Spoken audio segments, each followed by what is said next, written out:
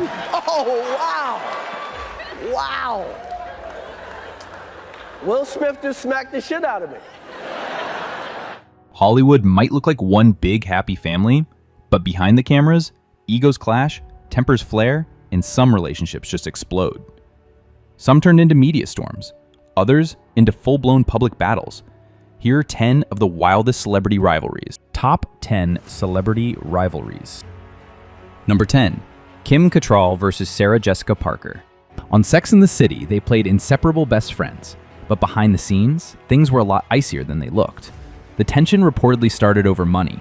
Sarah Jessica Parker was made a producer and got a bigger paycheck, while Kim Cattrall pushed for equal pay and didn't get it. For years, they kept things civil in public, smiling on red carpets, complimenting each other in interviews, and pretending everything was fine. But in 2018, the mask fell off. After Kim's brother passed away, Sarah sent her condolences on social media. Kim didn't appreciate it. She clapped back on Instagram writing, "You are not my family, you are not my friend. So I'm writing to tell you one last time, stop exploiting our tragedy to restore your nice girl persona." The internet lost its mind. Sarah stayed calm, saying she never said anything bad about Kim and didn't understand where the anger was coming from. But Kim stood her ground and made it clear she wanted nothing more to do with the Sex and the City world.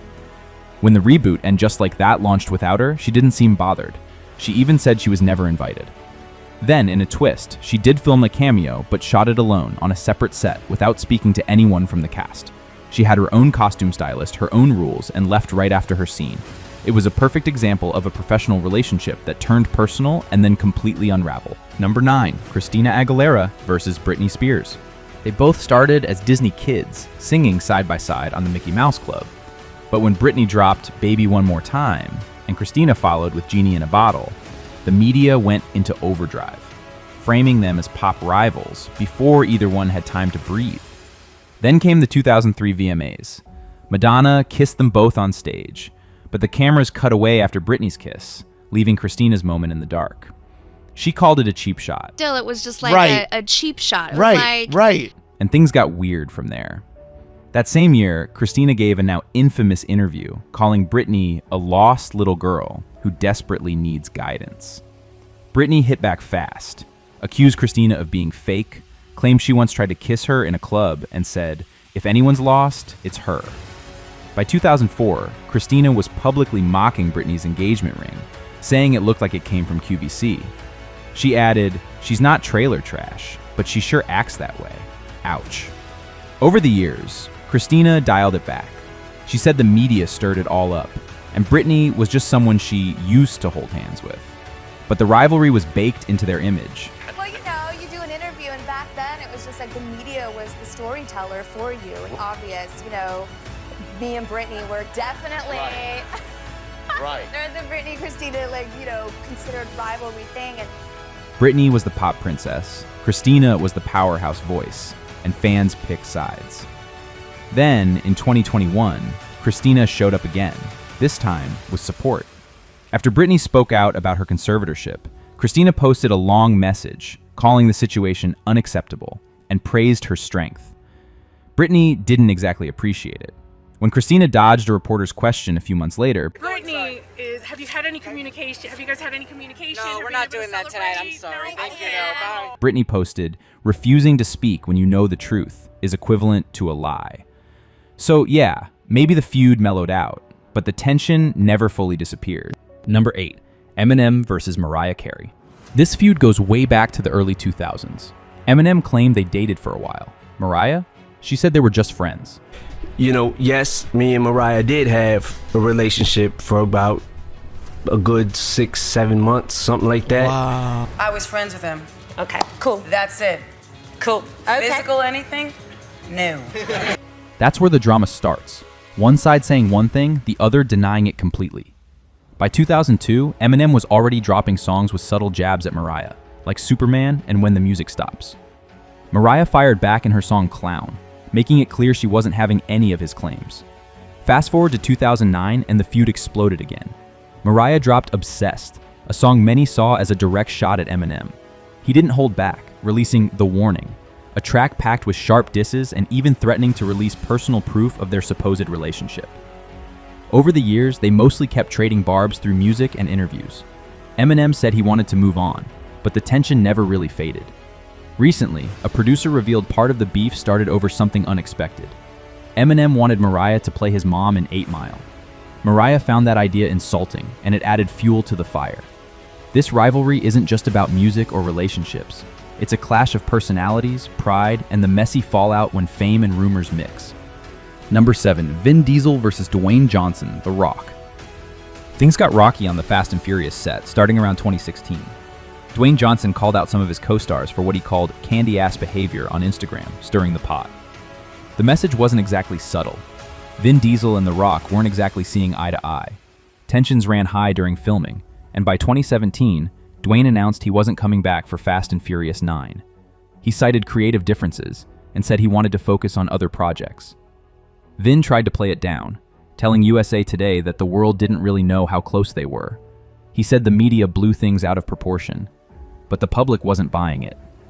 Fast forward a bit, and Dwayne made it clear he was done with the franchise. He wished the team luck, but confirmed he wasn't returning anytime soon. Then, in 2023, rumors of a truce started swirling. Reports said The Rock and Vin had patched things up, and maybe we'd see him back in the Fast family. This rivalry was more than just two action stars butting heads. It was about power, control, and who really runs one of Hollywood's biggest franchises. Elle versus Dwayne Johnson, The Rock. Number 6, Lea Michele versus Naya Rivera. On the surface, Glee looked like one big happy family. But behind the scenes, things were far from perfect. Lea Michele was known as a perfectionist. Some say that pushed people away. Naya Rivera didn't hold back in her memoir, calling Lea difficult and unpleasant to work with. By the final season, their relationship had really fallen apart. Naya said Lea became distant and uncooperative. It wasn't just whispers anymore. They even unfollowed each other on social media. Fans were left wondering what really went down. Sadly, after Naya's tragic death in 2020, those questions remain mostly unanswered. This rivalry wasn't just about drama on set.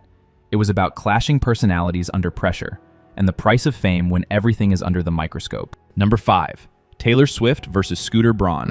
This one didn't play out on a movie set or over tabloids. It happened in boardrooms and for billions of dollars in deals. In 2019, Scooter Braun bought the rights to Taylor Swift's first 6 albums.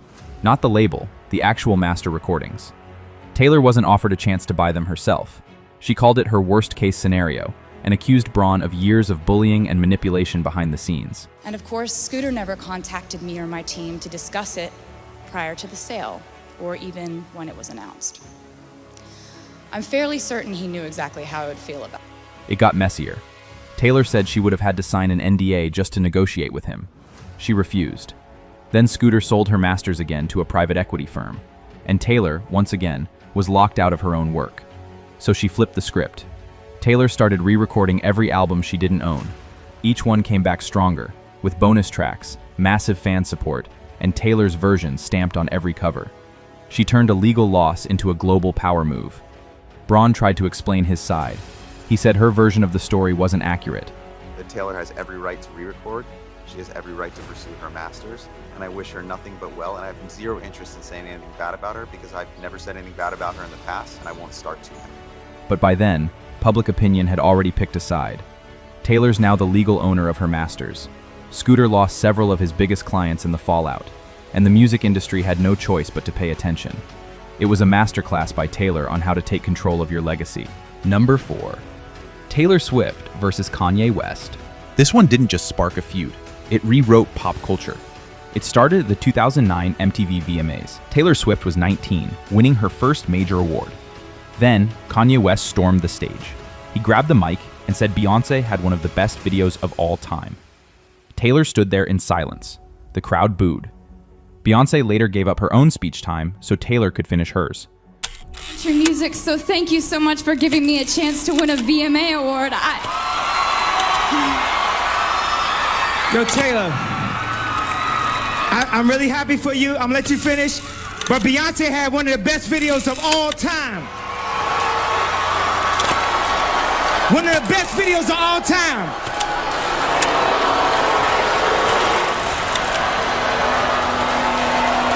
Because I had just won the award, and then I was really excited because Kanye West was on the stage. And then I then I wasn't so excited anymore. Kanye apologized, but only for a while.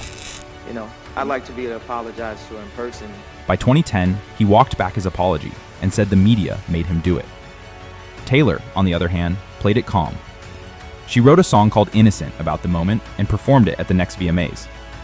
In 2015, it looked like they made peace.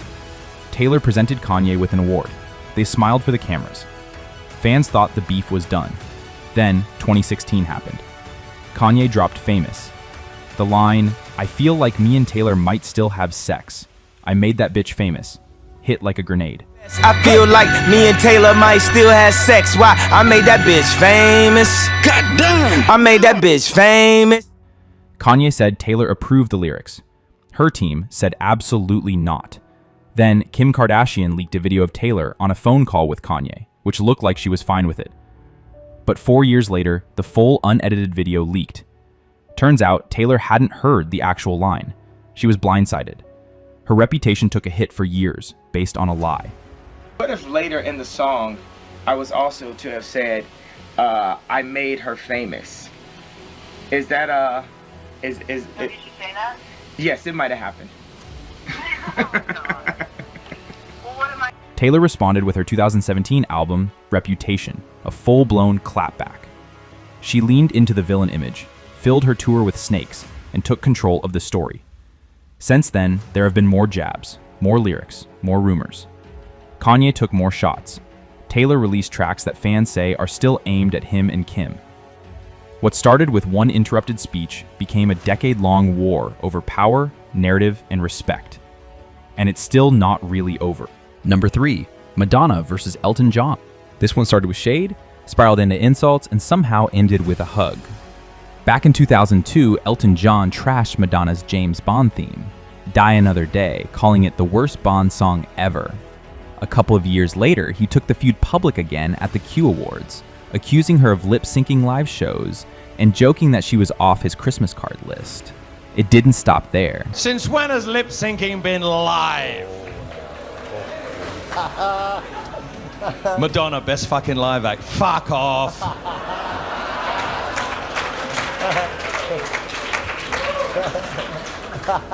Since when has lip-syncing been live? In 2012, Madonna beat Elton for Best Original Song at the Golden Globes, and he lost it. He called her a narcissist and compared her to a fairground stripper. Proved that she was like, and she looks like a f***ing fairground stripper. Madonna didn't fire back. She just said he gets mad sometimes, but she still adored him. Over the years, Elton kept the jabs coming, slamming her tours, her dance pop sound, even her feud with Lady Gaga. In his memoir, he admitted he might have gone too far, but the damage was already done. Then, out of nowhere, things shifted. In 2023, Elton praised Madonna's tribute to AIDS victims during her Celebration tour, calling it powerful and moving.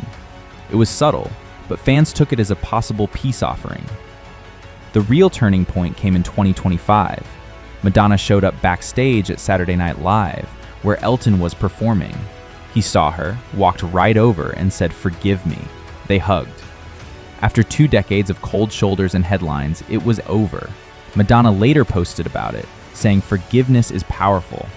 Elton called her groundbreaking and hinted at a possible collaboration. Number 2, Alyssa Milano versus Shannon Doherty. Charmed was supposed to be about sisterhood, but behind the scenes, it was anything but. Shannon Doherty and Alyssa Milano were both breakout stars on the show, but their off-camera relationship turned toxic fast. At first, they blamed it on personality differences.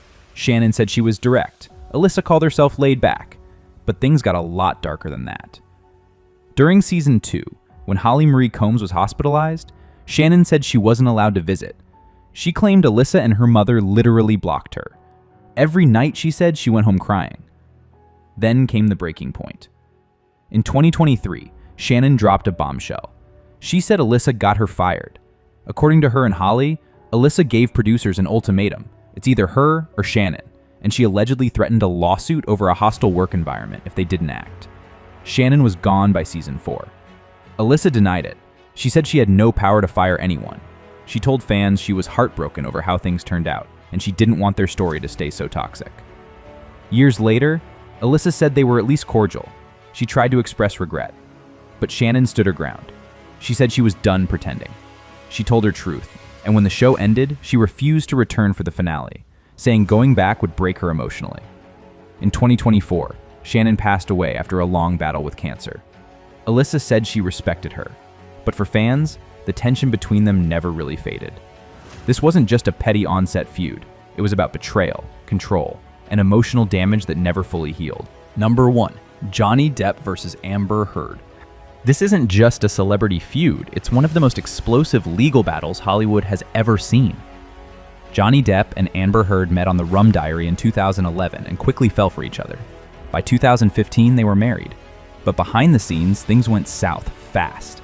Heard accused Depp of abuse. Depp denied it. Their divorce settled in 2017 with a $7 million payout from Depp, which Heard said she'd give to charity. At the time, they called their relationship intensely passionate but volatile. Then came the bombshell. In 2018, Amber wrote an op-ed about surviving domestic abuse. Depp sued her for $50 million in defamation. The world watched as the courtroom drama unfolded. The 2022 trial in Virginia was like a live show, every detail dissected in front of millions online. Heard described a 3-day hostage ordeal with alleged punches and hair-pulling. Depp said his reputation was destroyed by lies. In the end, Depp won $15 million.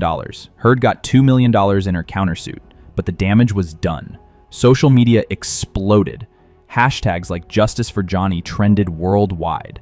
The fight became a symbol of power, truth, and the messy reality behind fame. Johnny says this was a crash test for the Me Too era. He's back working, but this rivalry will live on as one of Hollywood's most bitter battles. And that's our list of the biggest celebrity rivalries of the last 20 years. Which feud shocked you the most? Or do you have any other famous battles you think should have made the cut? Let us know in the comments. We love hearing your take. If you enjoyed this countdown, don't forget to hit that like button and subscribe for more deep dives into movies, shows, and all things cinema. Thanks for watching, and we'll catch you in the next video.